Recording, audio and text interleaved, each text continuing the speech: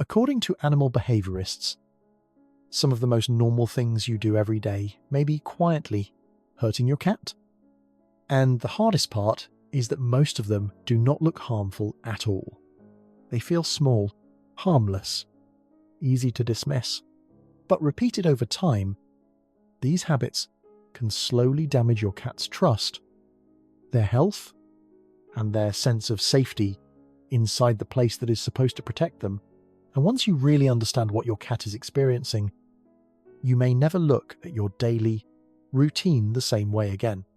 The first one is screaming at them when they mess up. Be honest, have you ever seen your cat knock something off the counter? Scratch something they should not? Or jump somewhere off limits? And instantly raised your voice. Most people have. In the moment, it feels justified. It feels like correction. But inside your cat's mind, something very different is happening. Cats do not process cause and effect the way humans do. When you yell, they are not connecting your reaction to the behavior you want to stop. What they are learning instead is something much sadder. This person is loud, unpredictable, and possibly unsafe. Research published in the Journal of Veterinary Behavior found that cats who were regularly yelled at showed higher levels of chronic stress and were more likely to develop problems like hiding, aggression, and litter box avoidance. So the damage is not just emotional, it can start spilling into every part of their behavior. And that is what makes this so heartbreaking. You are probably not trying to scare them. You are reacting in frustration. But your cat does not understand your intention. They only feel the volume, the tension, and the fear over time that does not teach them. It erodes the bond, and if that stings a little, the next one might hit even harder. Never letting them hunt or chase is another everyday mistake that quietly wears them down. When was the last time your cat got a real chance to stalk, chase, and pounce on something? And no, watching a fly from across the room does not count. Most indoor cats go days, sometimes much longer, without anything that truly activates their natural hunting sequence. They may look calm, they may sleep all day, they may even seem low maintenance, but that does not mean they are okay. Cats are built to hunt. Their brains are wired for it. Stalk, chase, pounce, catch, kill, eat, when that sequence never gets fulfilled. The effects can show up in ways many owners never connect back to boredom and frustration. Studies in the Journal of Feline Medicine and Surgery have linked lack of play stimulation with obesity, aggression, overgrooming, and depression-like symptoms. In other words, that cat who seems lazy may not be relaxed at all. They may be mentally starving. The good news is that the fix is simple. Just 10 to 15 minutes a day with an interactive toy that moves like prey can completely change your cat's energy, mood, and connection with you. You may end up meeting a version of your cat you have not seen in a very long time.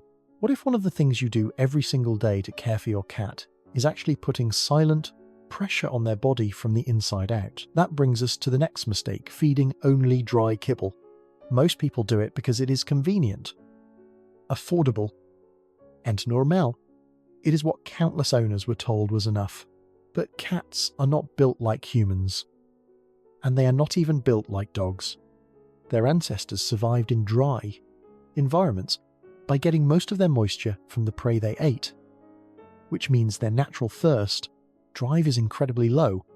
In simple terms, cats are not good at drinking enough water to make up for what their food is missing. So when their entire diet is dry kibble, which contains very little moisture, many of them spend years living in a state of low-grade dehydration without their owners ever realizing it. And that is where the real danger begins. Research published in the Journal of the American Veterinary Medical Association found that cats eating dry-only diets had significantly lower total water intake than cats eating wet food. Even when fresh water was always available, Over time, that chronic lack of moisture can strain the kidneys and urinary tract. And those systems are already some of the most fragile areas in a cat's body. That is why kidney disease becomes such a devastating issue in older cats. What makes this especially frustrating is how preventable it can be. You do not have to throw the kibble away forever. Even adding wet food into their routine a few times a week can make a meaningful difference. One small change in the bowl can become a huge act of protection for your cat's future health. And then, there is another mistake that confuses owners all the time because it usually happens during affection. Not neglect, petting them in all the wrong spots. You are having a sweet moment. Your cat seems close, maybe even loving. And then, out of nowhere, they bite, twitch, lash their tail, or walk away. And you sit there wondering what just happened. The truth is, many people pet cats the way they would pet a dog, with long strokes down the body, hands moving toward the belly, or pressure near the tail base. But cats are far more sensitive than most people realize. Their skin is packed with nerve endings. And what feels good for a second can tip into overstimulation almost instantly. Studies from the University of Lincoln found that cats tend to respond most positively to touch around the cheeks, under the chin, and near the base of the ears, while areas like the belly and the base of the tail are much more likely to trigger stress. So when your cat exposes their belly, that is not always an invitation. Very often, it is trust without permission. And when you ignore that distinction, even lovingly, you can overwhelm them in the very moment they were trying to feel safe with you. Another quiet mistake the owners make is hiding the litter box in a place that makes sense to humans but feels terrifying to cats. Think about where your cat's litter box is right now. Is it tucked into a basement? Shoved beside the washing machine? Hidden in a dark laundry room? Or squeezed into a tight corner where they have only one way in and one way out? To us, that feels practical. It keeps the mess out of sight. It makes the house feel cleaner. But to your cat, that setup can feel unsafe every single time they need to use it.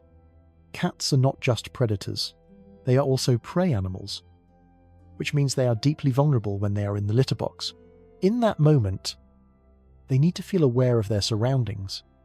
They need visibility. They need an easy escape route when the box is hidden in an enclosed noise or isolated place. It can work against every survival instinct they have. Research in applied animal behavior science has shown that litter box placement and accessibility are some of the most important factors connected to elimination problems in cats. So, if your cat has been going outside the box, there is a real chance this is not defiance. And it is not spite, it may be fear. And then there is the second mistake people make with litter boxes not having enough of them. One cat, one box sounds reasonable.